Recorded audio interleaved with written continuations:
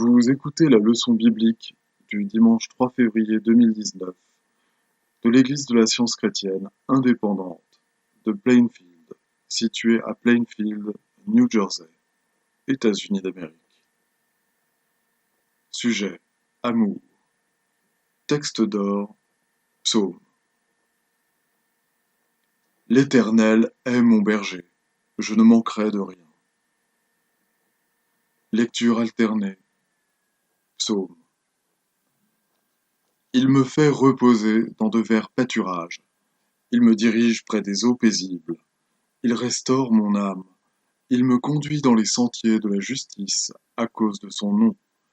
Quand je marche dans la vallée de l'ombre de la mort, je ne crains aucun mal, car tu es avec moi. Ta houlette et ton bâton me rassurent. Tu dresses devant moi une table en face de mes adversaires. Tu oins d'huile ma tête et ma coupe déborde.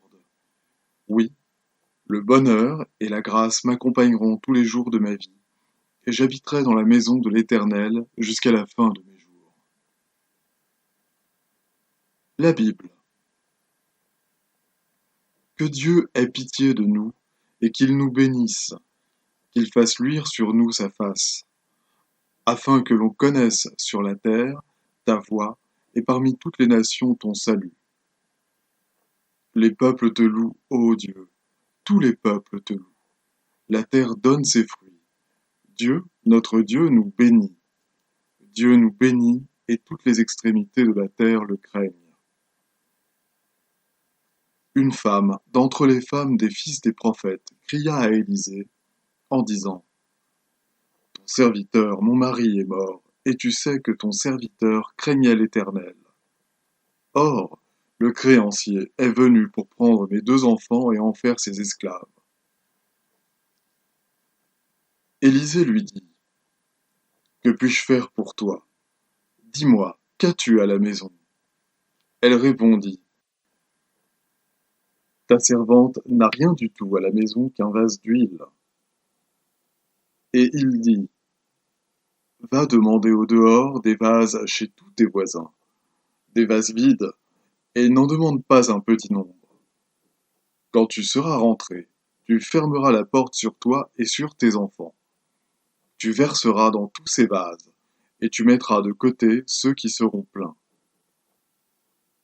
Alors elle le quitta, elle ferma la porte sur elle et sur ses enfants. Il lui présentait les vases, et elle versait. Lorsque les vases furent pleins, elle dit à son fils: Présente-moi encore un vase. Mais il lui répondit: Il n'y a plus de vase. Et l'huile s'arrêta. Elle alla le rapporter à l'homme de Dieu, et il dit: Va vendre l'huile, et paie ta dette. Et tu vivras, toi et tes fils, de ce qui restera. Un homme arriva de Baal-Shalisha.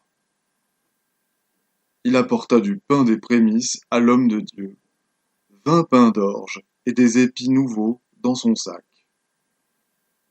Élisée dit: Donne à ces gens, et qu'ils mangent. Son serviteur répondit: Comment pourrais-je en donner à 100 personnes? Mais Élisée dit: Donne à ces gens, et qu'ils mangent, car ainsi parle l'Éternel. On mangera, et on aura de reste. Il mit alors les pains devant eux, et ils mangèrent, et en eurent de reste, selon la parole de l'Éternel. Tu as été favorable à ton pays, ô Éternel. Éternel, fais-nous voir ta bonté, et accorde-nous ton salut. J'écouterai ce que dit Dieu, l'Éternel, car il parle de paix à son peuple et à ses fidèles, pourvu qu'ils ne retombent pas dans la folie. Oui, son salut est près de ceux qui le craignent, afin que la gloire habite dans notre pays. La bonté et la fidélité se rencontrent, la justice et la paix s'embrassent. La fidélité germe de la terre, et la justice regarde du haut des cieux. L'Éternel aussi accordera le bonheur, et notre terre donnera ses fruits.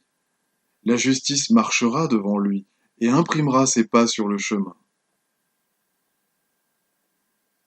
Louez l'Éternel, vous, toutes les nations, célébrez-le, vous, tous les peuples, car sa bonté pour nous est grande, et sa fidélité durera toujours. Approchons-nous avec un cœur sincère, dans la plénitude de la foi, les cœurs purifiés d'une mauvaise conscience et le corps lavé d'une eau pure. Veillons les uns sur les autres, pour nous exciter à la charité et aux bonnes œuvres.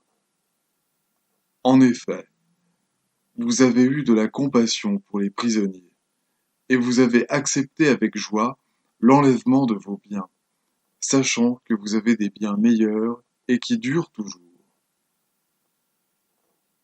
N'abandonnez donc pas votre assurance, à laquelle est attachée une grande rémunération. Si tu donnes ta propre subsistance à celui qui a faim, si tu rassasies l'âme indigente, ta lumière se lèvera sur l'obscurité, et tes ténèbres seront comme le midi.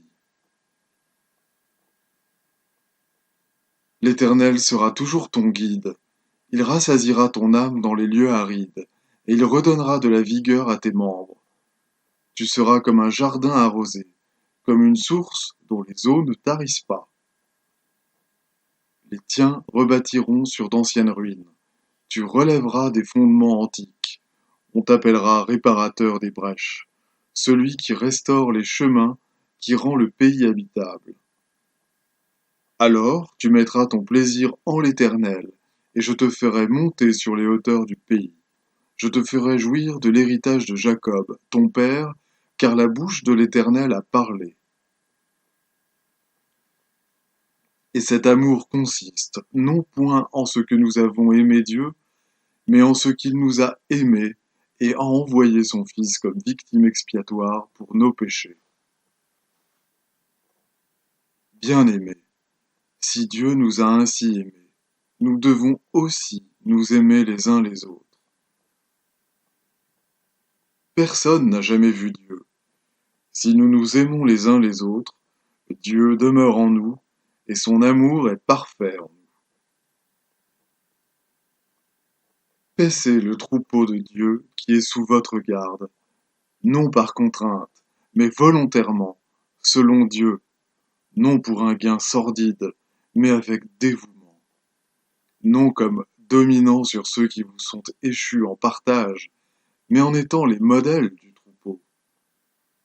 Et lorsque le souverain pasteur paraîtra, vous obtiendrez la couronne incorruptible de la gloire.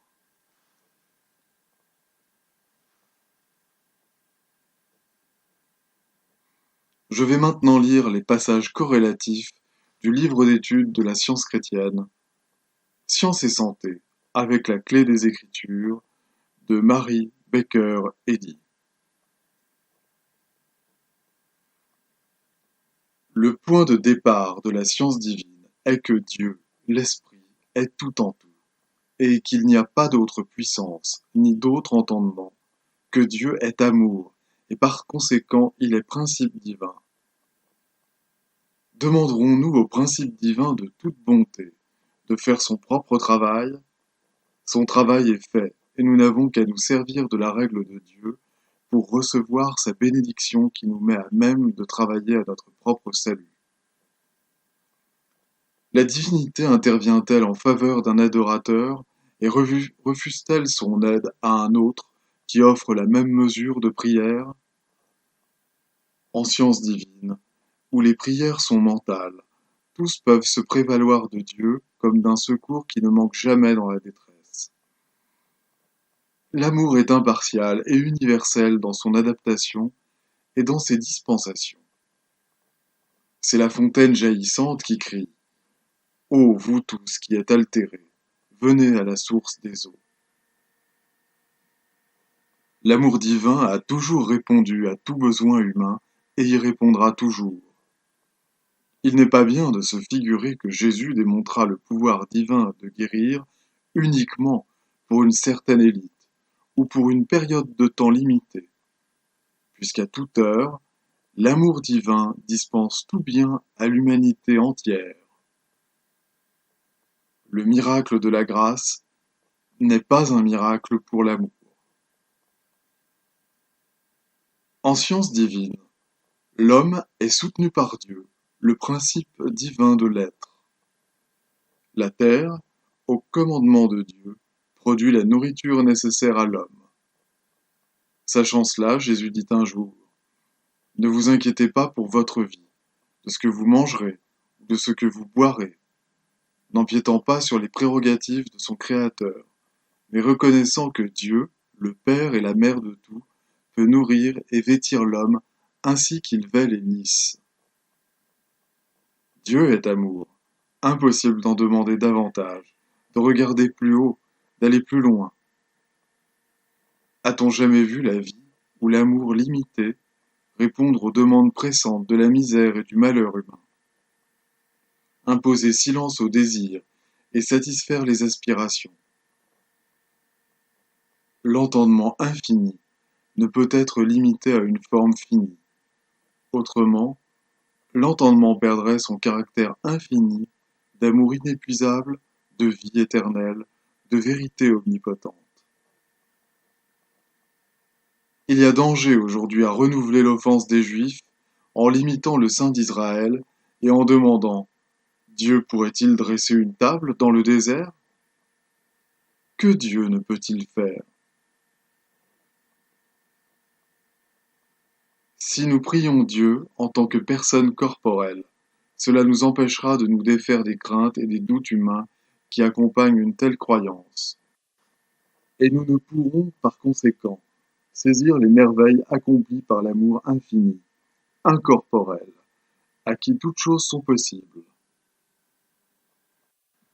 En raison de l'ignorance humaine concernant le principe divin, l'amour, le Père de tout, est représenté comme un créateur corporel. Par conséquent, les hommes se croient purement physiques et sont ignorants de l'homme en tant qu'image ou reflet de Dieu, ainsi que de l'éternelle existence incorporelle de l'homme.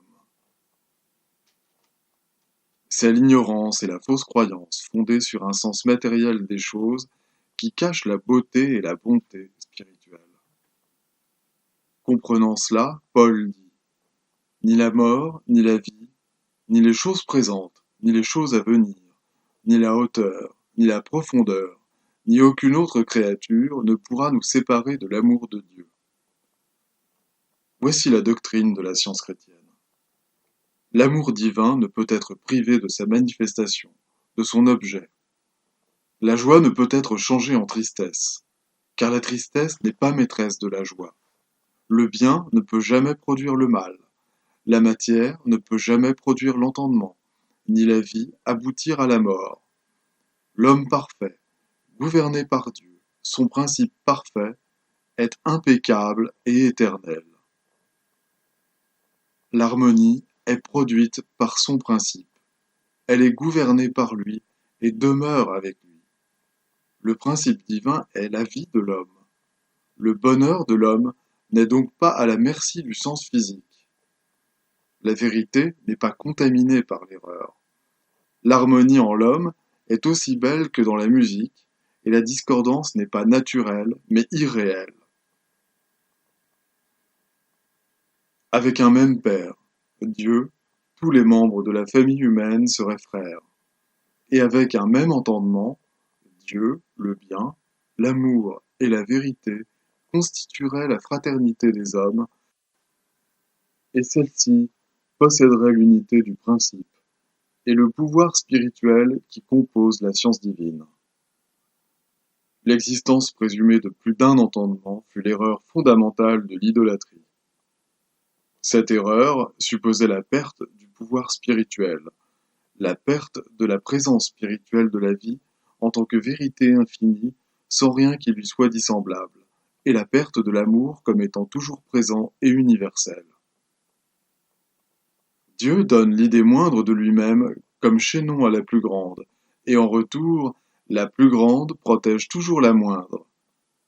Les riches, en esprit, aident les pauvres, formant une grande fraternité, ayant tous le même principe ou père. Et béni est celui qui voit le besoin de son frère et y pourvoit, trouvant son propre bien en cherchant celui d'autrui. L'amour donne à la moindre idée spirituelle la force, l'immortalité et la bonté qui se révèlent à travers tout comme la fleur se révèle déjà dans le bouton. Toutes les expressions variées de Dieu réfléchissent la santé, la sainteté, l'immortalité, la vie, la vérité et l'amour infini. Dans le psaume suivant, un mot indique, bien que faiblement, la lumière que la science chrétienne projette sur les Écritures en substituant au sens corporel le sens incorporel ou spirituel de la divinité. Psaume 23. L'amour divin est mon berger, je ne manquerai de rien. L'amour me fait reposer dans de verts pâturages. L'amour me dirige près des eaux paisibles. L'amour restaure mon âme, sens spirituel. L'amour me conduit dans les sentiers de la justice, à cause de son nom.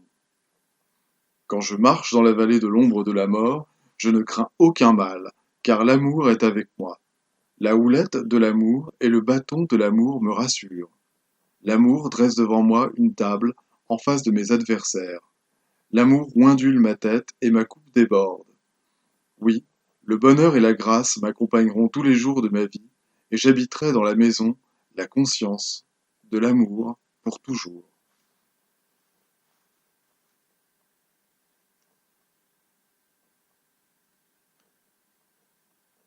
Les devoirs quotidiens de Mary Baker Eddy. Prière quotidienne. Il sera du devoir de tout membre de cette Église de prier chaque jour. Que ton règne vienne, que le règne de la vérité, de la vie et de l'amour divin soit établi en moi et élimine de moi tout péché.